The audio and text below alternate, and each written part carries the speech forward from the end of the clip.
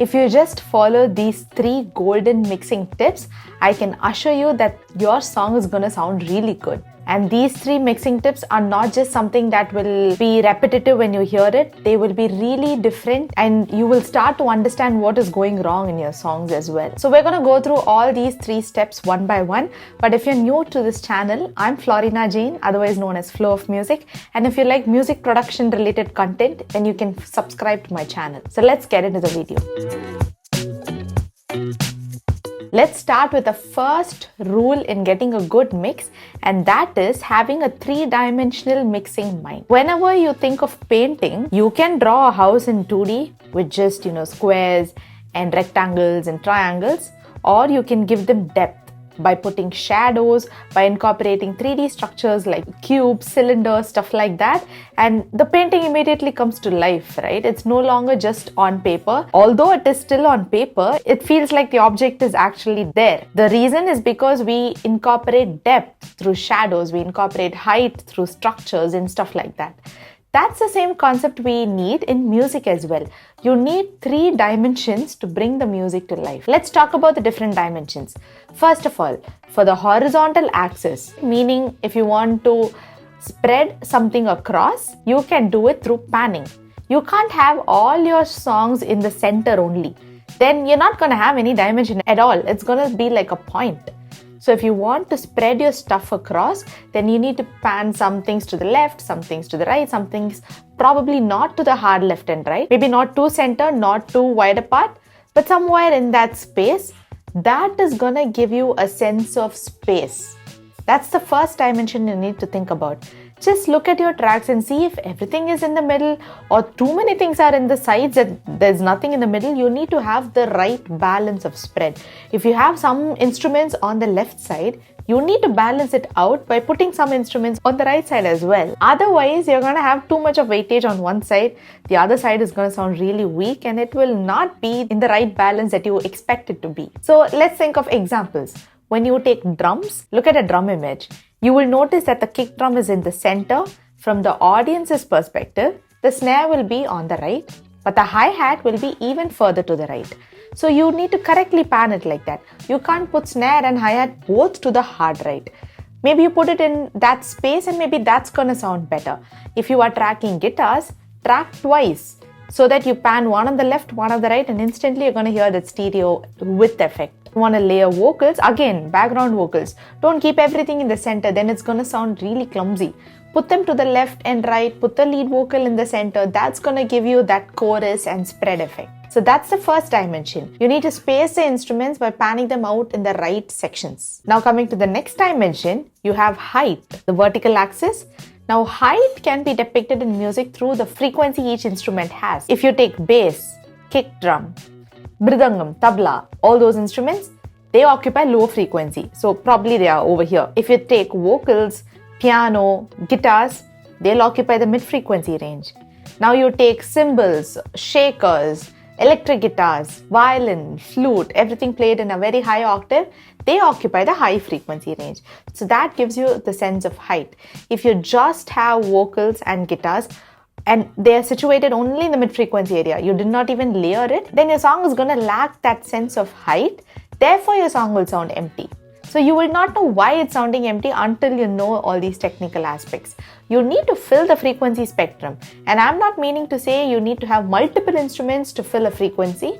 You can have just one instrument, but layer them the right way. You have the whole piano with you, right? Use all octaves, low octave, high octave, mid octave, different piano tones. That can be layered and occupy all these frequency spectrums. That's gonna give you a lot more clarity in your mix. So that's the second one. And coming to the third dimension, we have depth. Now, in order to give depth, the reason you have reverb and delay is because of that. You can give a sense of depth to your tracks. So how far away is the source from the listener?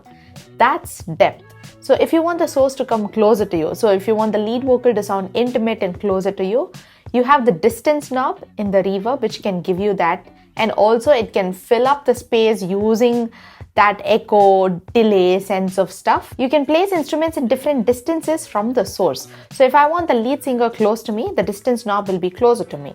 But if I want the piano to be a little further away, you can move the distance knob, put a lot of reverb so that it sounds like it's far away from me. If you want the guitarist to be slightly closer, not as close as the lead vocalist, place them in that area. So that is giving you a sense of depth. So for the spread, you have panning.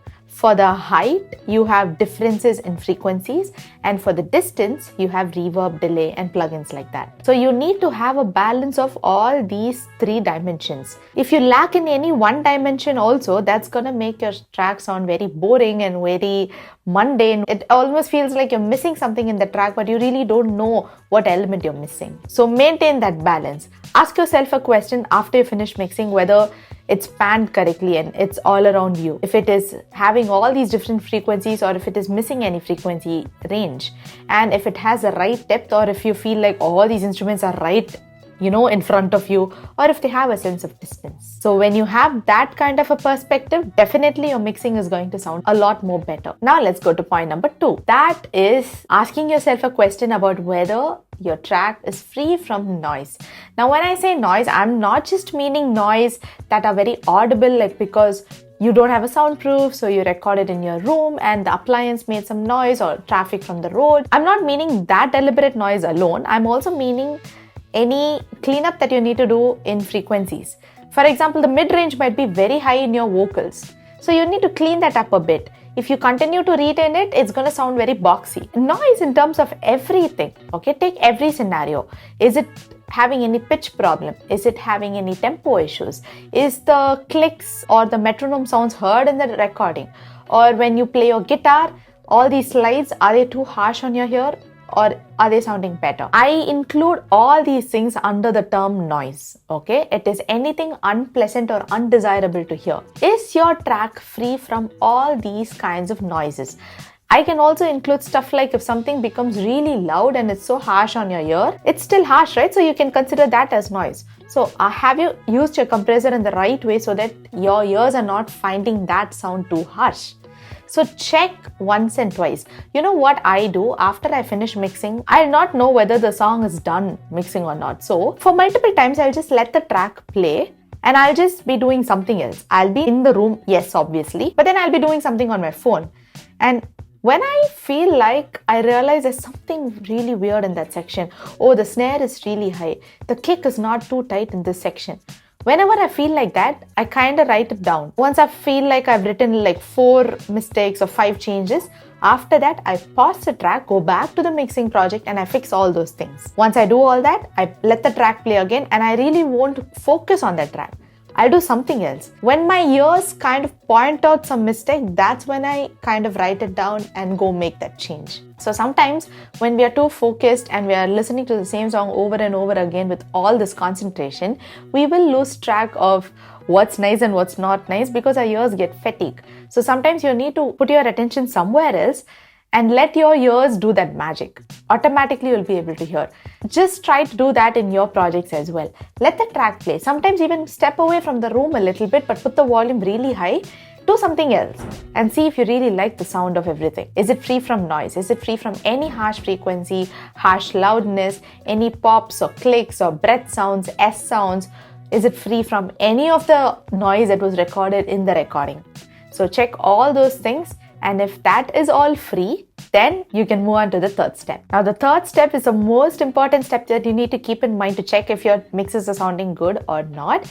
And that is whether you're enjoying that song or not. Now, this may sound lame and you may think I'm a little cringe when I talk like this, but just pay attention and just be patient while you listen to this point.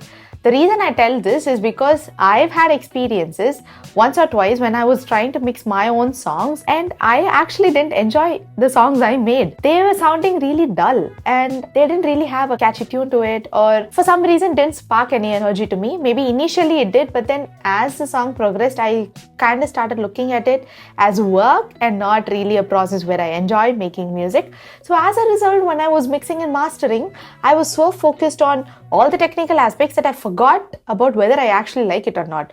Eventually, those songs just lie on my hard disk. I never put them out.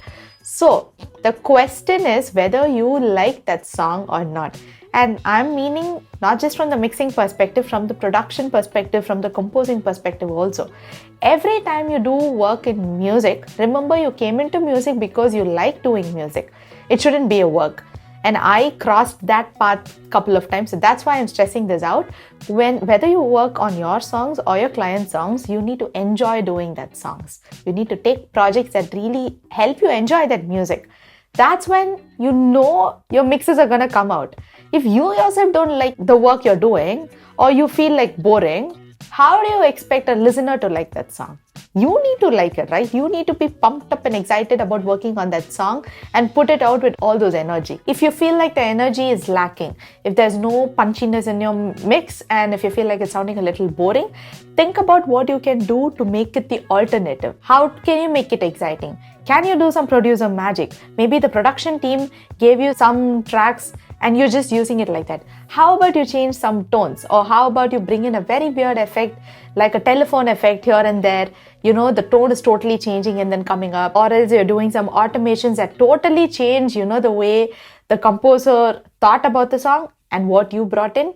So are you having these exciting elements that can, really excite you as well as the composer? That's what might be missing in your song as well. Because I have experienced that and I've always had this trouble and I've always never, put those songs out. Ask yourself that question here and there. Are you enjoying mixing this project? If not, what do you think it's missing? Just think about that. If you think the tune could be a little bit more catchy, go and give that opinion to the composer. Or if it's your song, try to make a little bit of change. I'm not telling you to drag it for years and years sitting with the same song. No, that's not my intention.